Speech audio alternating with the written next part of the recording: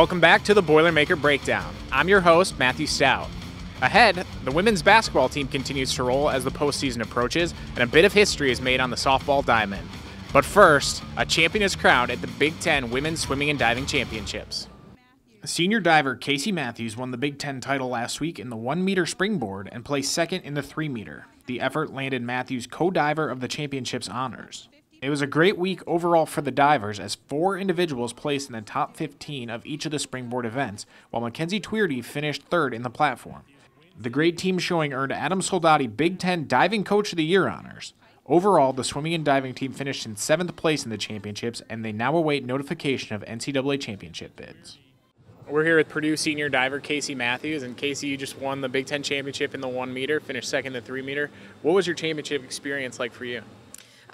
It was awesome. I was just so happy to be back competing at the Big Ten level again. I had so much fun with all my teammates, and we just had a great time, and everyone dove well.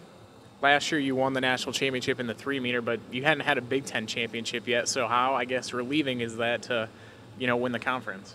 It's fun. I always go into every competition wanting to dive my best, so whether that ends up with me having a title, without having a title, not making a final, I just want to make sure I have fun, soak in every moment, and that was my goal. And then you were named the Big Ten co-diver of the championships. That's a pretty big honor that I'm sure you're excited about. Yeah, that was really cool. Having my teammates all final in the 1-meter event and then having everyone score in the 3-meter event as well was just such an awesome experience to just top off the meet. So being named that title, I couldn't have done it without my teammates and my coach without me. So you're pretty good at the 3-meter national championship, 1-meter Big Ten championship. Is there one that you prefer a little bit more than the other? Yeah, 3-meter has always been my more stronger suit, I think. I have fun competing on 1-meter too, but I really enjoy 3-meter, I think, a little bit better than 1-meter. So now the zones and then NCAA championships, hopefully, I guess. Yeah. What's your mindset here going forward? What are you going to try to do the rest of the year? I'm just going to go into the meet having fun, just diving like I know how to dive in practice, and hopefully that'll end up with me making NCAAs again this year, and that'll top off my season and my career.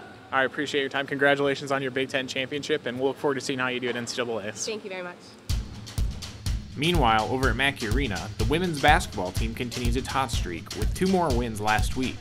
The team headed to Minnesota last Thursday, holding the Gophers to just 42 points and just 26% from the field with stifling defense. Senior Courtney Moses led the way for Purdue with 27 points.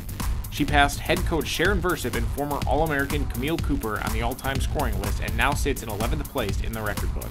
The Boilermakers then returned home for an 18-point win over Wisconsin. April Wilson scored 18 and had 8 assists and 5 rebounds on the day. The Boilermakers have won 5 straight and stand at 20-7 on the year, 10-5 in Big Ten play. They close out the regular season Sunday when Nebraska comes to town. The men's team dropped a pair of games, falling to Michigan State at Mackey Arena on Thursday before hitting the road for a tough loss at Nebraska Sunday evening. To make matters worse, senior guard Sterling Carter was lost for the rest of the season Sunday with a knee injury. Coach Painter's team is now 15-12 on the year, 5-9 in the Big Ten with just 4 games remaining. The softball team had a mixed weekend down in Auburn, Alabama. The Boilermakers dropped a pair of games on Saturday, then saw junior pitcher Alex Whittemore throw her first career no-hitter. It was the 15th no-no in program history and the first since 2008. The Boilermakers then dropped the final game of the tournament to the host Tigers 8-0. Purdue stands at 5-7-1 on the season. The baseball team had a rough trip to Rice over the weekend, dropping 3 straight to the Owls. Purdue held close in Game 1 against the 11th-ranked team in the nation, but then saw the wheels come off in Games 2 and 3. The Boilermakers head to Missouri State this weekend, still looking for their first win. The track and field team saw yet another school record fall at Notre Dame last weekend. Devin Charlton set the record in the 200-meter dash, while the team had 12 top 5 finishes on the day. Danny Bunch won the Big Ten Field Athlete of the Week honor after taking the shot put title. It was her 6th Big Ten honor this season and 7th for her career, tying the Big Ten record. And the men's golf team continues to perform well early in the season. The Boilermakers tied for 6th at the Puerto Rico Classic against a very strong field.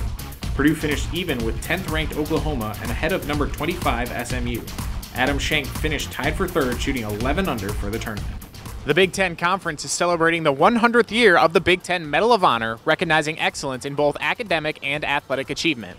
This week, our own Corey Palm takes a look at a past winner who may have a familiar face. In 1932, basketball legend John Wooden earned the Big Ten Medal of Honor.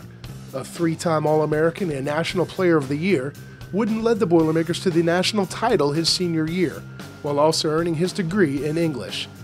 Of course, he went on to coach, first at Indiana State, then at UCLA, where he won 10 NCAA titles. He was the first man ever elected to the Basketball Hall of Fame, both as a player and a coach. He became a best-selling author, writing about basketball, leadership, and life lessons, and in 2003 was awarded the Presidential Medal of Freedom, the highest civilian honor the nation can bestow. Wooden was truly a legend, and it all started some 80 years ago at Purdue University.